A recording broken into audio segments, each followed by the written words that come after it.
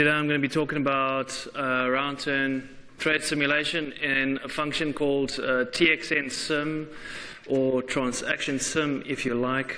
It's a function I've been building with Brian Peterson. He's a market maker in Chicago, fairly well renowned R finance contributor. He's built many packages that are you'll find on CRAN. The package that we've built transaction sim in is on GitHub. Again, that package is called blotter.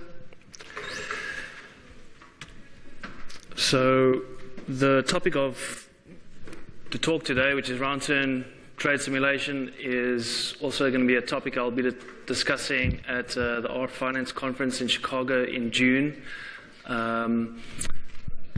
The talk proposal, it's 19 pages. The PDF and the R Markdown are available at that link. So if you're interested in the topic, there's a whole lot more detail there that I can cover that I can cover in 5 minutes. So Brian lectures a master's course at the University of Washington, and this was an image that one of his students sent him, and I think it makes the point, right? So you have a back test, and it doesn't have to be a back test. It could be production trades. You have the results from production trades. And one of Brian's quotes, which clearly stuck with one of his students, was, "It's trivially easy to fool yourself into believing that you're brilliant." I think by being at satRday today, like, we're one step closer to being brilliant, but it is easy to fool oneself. Why be skeptical? Of course, you don't want to. I mean, this is a quote by Brian again. So you really want to be skeptical of your own results, lest you deploy money on a unsuccessful strategy. So what can you do? You have a back test, or you have a series of production trades. Well, one thing you can do is simulate those trades to kind of assess, was it skill, or was it luck, or was it potentially an overfit backtest? One of the ways you can simulate is to simulate portfolio P&L, or which is something we've built in a function called txnsim. It's also in blotter. The info you get from simulating portfolio P&L is a little limited. One of the benefits, and it's well documented, is to look at the different measures of maximum drawdown from your replicates. So there's an example of an output from txnsim. It's not the topic of today, but it's in the field of simulation, and it sort of predates what we were doing in transaction sim. In this case, this is the results from a backtest long trend, the long trend demo in blotter. You can see the distribution of maximum drawdowns from the replicates. You can see the confidence intervals by the blue dotted lines, and then you can see the backtest maximum drawdown. So it's kind of above the 95th percentile. The long trend demo, or the strategy, is a trend following strategy.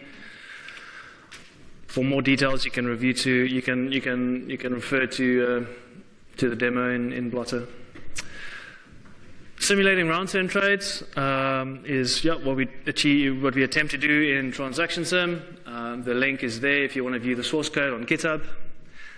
Something that we try and do in transaction sim is we look at the stylized facts of the strategy. So basically, percent time in or out the market, the ratio of duration that you're long or short in your strategy, and then also the number of levels or layers entered into.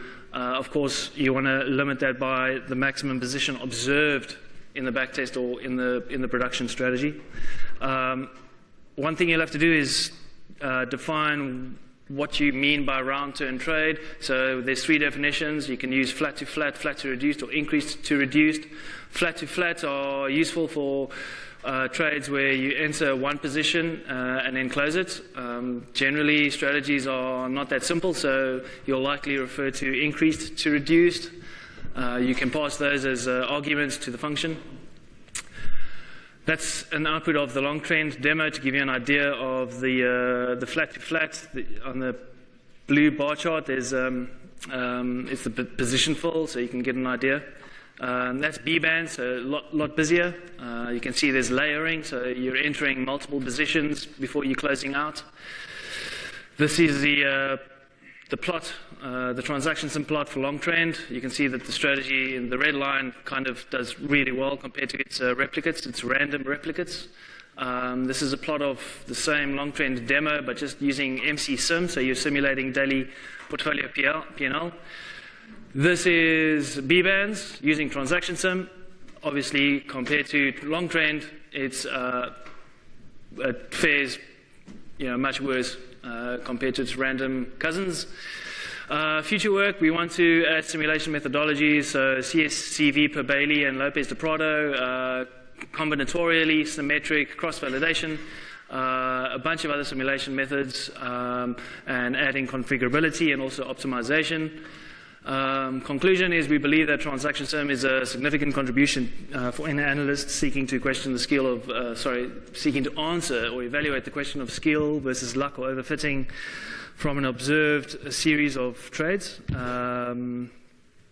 And some resources, if you're interested, I've left out White's reality check, which is a pretty useful one, but more for overfitting. And thanks.